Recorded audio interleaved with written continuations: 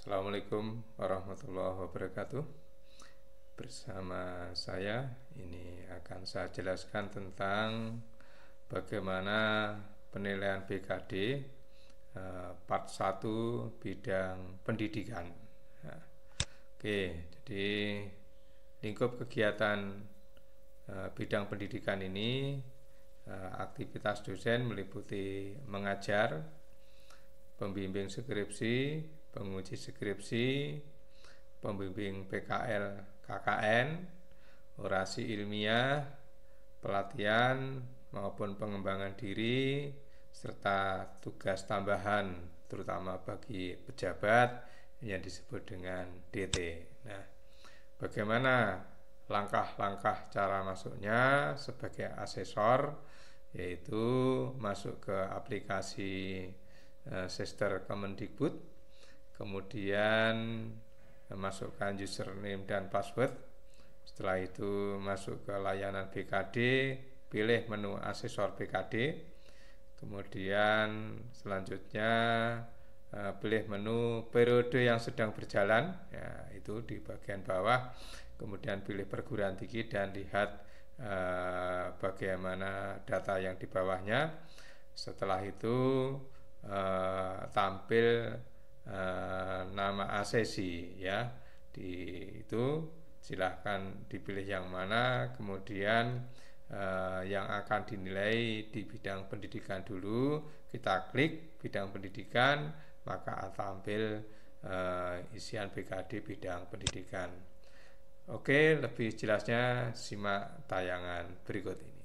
Baiklah para pemirsa, saya akan memberikan penjelasan tentang bagaimana cara menilai, ya, sebagai asesor untuk BKD seorang asesi dosen.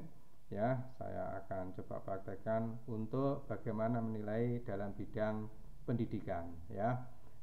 Kita mulai dari masuk ke akunnya asesor, ya. Kita masuk, kemudian setelah masuk kita akan menuju kepada menu dari Sester Kemendikbud, di mana dari sederetan ini kita masuk ke layanan BKD.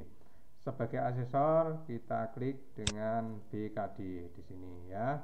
Kemudian setelah kita klik, kita pilih di sini periode yang sedang berjalan. Setelah itu kita pilih beberapa perguruan tinggi ini mana yang akan kita nilai. Kita akan klik di sini ke Sekolah Tinggi Teknik Malang. Kemudian kita lihat siapa saja yang ada di situ. Ini ada 2 nama. Kita klik yang kita pilih yang atas. Ini ada Bu Endang, ya. Pilih, kita lakukan penilaian. Jadi ini ada sederetan yang akan kita nilai: pendidikan, penelitian, pengabdian, penunjang, dan kewajiban khusus. Nah, kemudian di kesimpulan. Di dalam kesempatan ini saya akan jelaskan tentang bagaimana menilai dalam bidang pendidikan. Namun demikian, sebelum dinilai, saya biasanya memang melihat di kesimpulan dulu seperti apa profil yang sudah diisi oleh asesi ini. Bidang pendidikan itu adalah 7,5. Kemudian ini sederet ini juga tidak ada SKS lebih. Kemudian dia di sini nilainya jumlahnya 9,8. Namun demikian dia di sini statusnya DT, dosen dengan tugas tambahan, sehingga ini boleh kosong untuk penelitian, pengabdian, dan penunjang. Nah, berarti apa? Kegiatan utamanya sebenarnya adalah pendidikan ini minimal 3 SKS. Oke, baik. Di sini tertulis 7,5. Ini yang akan kita nilai. Masuk ke menu pendidikan di sini. Kemudian kita lihat di sini mata kuliah yang diampu. Di sini perkuliahan ada 2 mata kuliah dan kegiatan-kegiatan lain yang ada di bawah. Nanti akan kita cek bagaimana. Untuk itu maka kita akan cek di sini. Pertemuan ideal adalah maksimum adalah 16, dia menulis 14. Lalu kita cek coba di sini bukti dukungnya seperti apa. Oke, bukti dukungnya di sini dokumennya seperti apa dokumennya. Jadi perlu diketahui yang paling utama ada SK. Oke, benar ya. Kita tidak perlu buka, ya, intinya ada SK. Kemudian ada jurnal ini kehadiran ya. Kehadirannya seperti apa?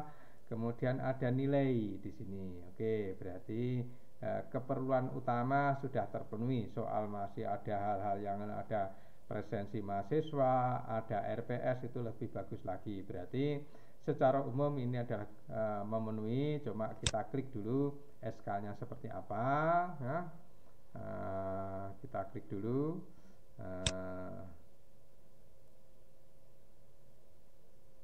Oke, kayaknya kok sulit masuk. Oke, tapi tidak apa-apa. Ini nah, oke, sudah ada SK-nya ya.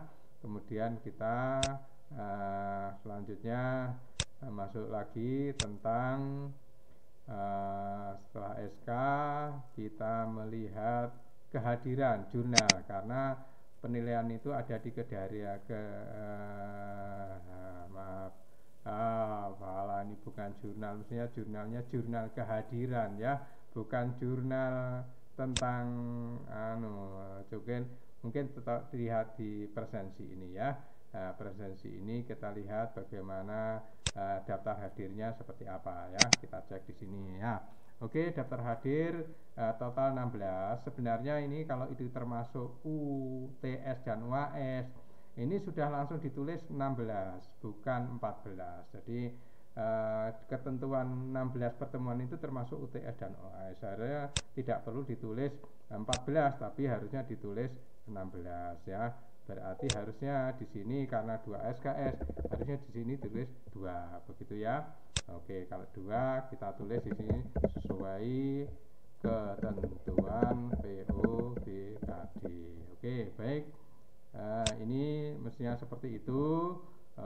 Kemudian kita cek lagi untuk di sini seperti apa, kehadirannya seperti apa.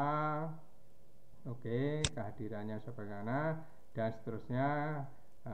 Kita cek yang paling utama di kehadiran ya, di kehadiran seperti apa, nanti baru kita bisa tahu menilainya ya. Oke, kita klik. Oke, ini juga 16 kehadiran. Seharusnya di sini adalah tertulis di sini adalah 2, bukan 1,75 ya. Ini tertulis 2, ini 2, kemudian di sini tulisi sesuai ketentuan POBKD ya. Oke, selanjutnya setelah itu kita akan cek di sini tentang melakukan kegiatan pengembangan program kuliah.